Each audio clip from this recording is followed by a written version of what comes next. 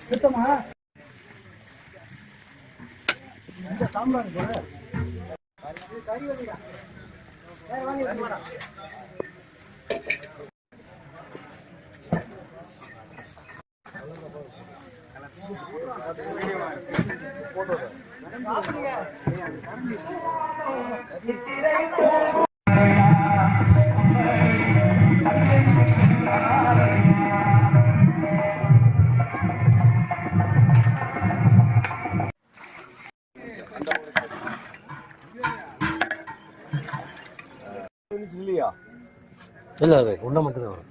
சரி.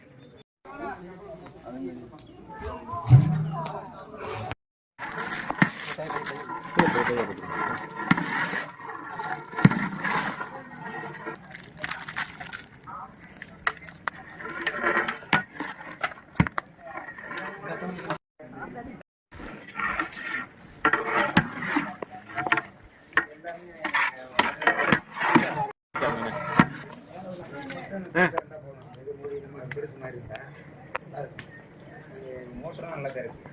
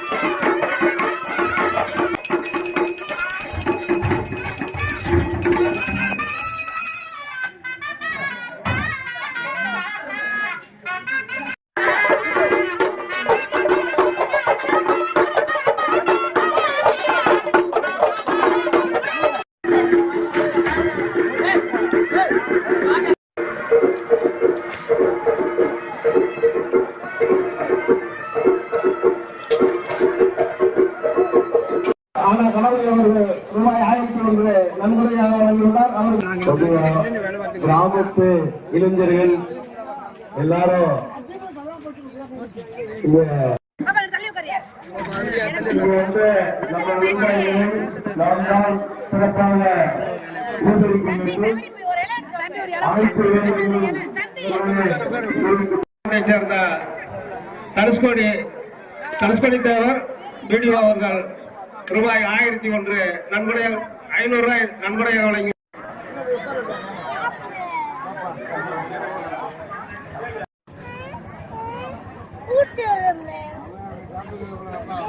அன்னதானத்திற்காக மீன்குளத்துறைப்பட்டி கிராமத்தைச் சேர்ந்த மாணவர்கள் அவர்கள் ரூபாய் 500 ரூபாய் நன்கொடையாக வழங்கியுள்ளார். அவருக்கு கிராமத்தின் சார்பாக பொன்னாடை போர்த்தப்படுகிறது.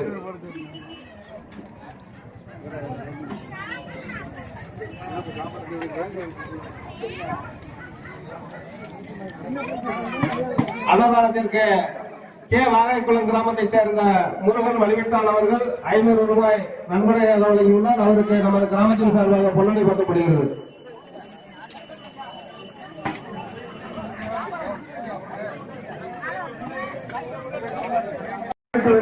நன்கொடையாக வழங்கியுள்ளார். அவருக்கு கிராமத்தின் சார்பாக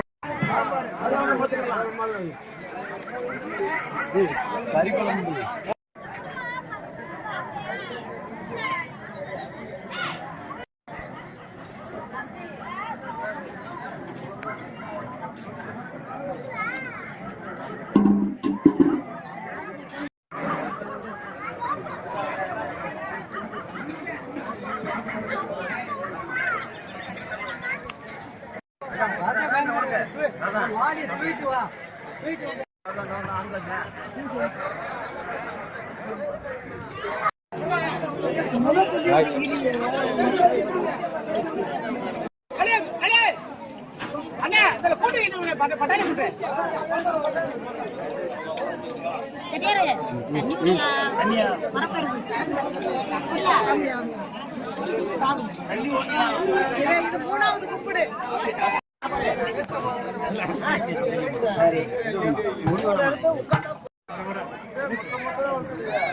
என்ன போடுறது